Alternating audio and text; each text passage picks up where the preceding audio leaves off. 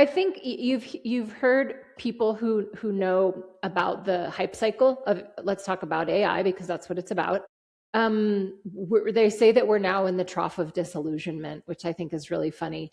But what that means is that you're beginning to get real about expectations. I think we're not there yet. I think some enterprises and clients still have unrealistic expectations for when it comes to language. But you've now got folks that are starting to have a clearer sense of direction and purpose, maybe beginning to understand the paths that are in front of them, whether or not they're going to become specialists in a particular, service or a particular vertical, whether how they're going to change their portfolios. So I would say, again, we're still in that evolutionary, adaptive stage, except I'm sensing a little bit more optimism than this time last year. There are a few factors that are driving all this beside technology, right? We talk about technology all the time, and I'm getting a bit of an AI fatigue, to be honest with you. Every time I look at a post, or every time somebody sends me an email, every time I have a conversation, it's all about AI. It feels like, and I had a conversation which actually I posted it with a gentleman out of New York who's a writer for the major entertainment companies in the U.S., Marvel, etc. So anyway, he calls, which is, I agree with him, Victor Vernado. His podcast is up on the channel. I agree with him. He calls AI a utility. So imagine having your electricity. You plug your electricity, your lamp work. The computer turns on, etc. We're gonna get to a point where AI is a utility. You plug your application in it, off you go. It works. But we're not there yet. Obviously, I mean, I don't know. I'm not sure if we're striving to get there or not. We talk a lot about quantum computing, and that is solve everything. I guess from a processing power, supercomputing is going to help us process more.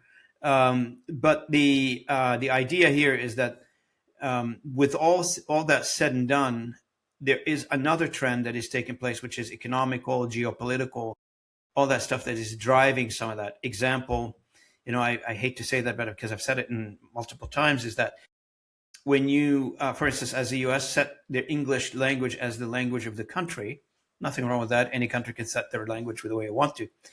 But that would probably impact some of the suppliers in the country who are used to deal with having the ability to deliver services in multiple languages through the federal government, or through any government, I guess, for that matter. So there are many of those out there, right? So I have no idea. I did talk to a few suppliers from the US, and they said it's impacting them, but I don't know the general lay of the land. So what do you think of the geopolitical stuff and the economic impact on our industry? It's real for sure.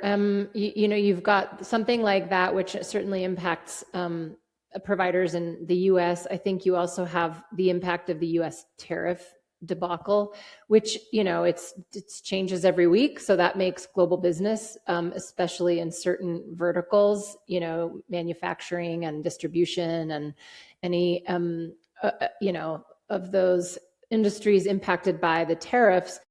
That's definitely had a chilling effect. I think that we have, global economic, if not recession, then uncertainty. The war in Ukraine is still going on. I think countries are messing around with interest rates. I've recently had a lot of communication with universities, and practically every university that I'm talking to is telling me about dwindling budgets. I mean, someone that I spoke with in Argentina this week was saying that the Argentinian universities are actually trying to sue the government because they're failing to deliver on their agreed upon contractual budgets. So yeah, it's apart from AI, there's these other factors or environmental pressures, if you will, wreaking havoc. Yeah, or at that's least right. having an impact.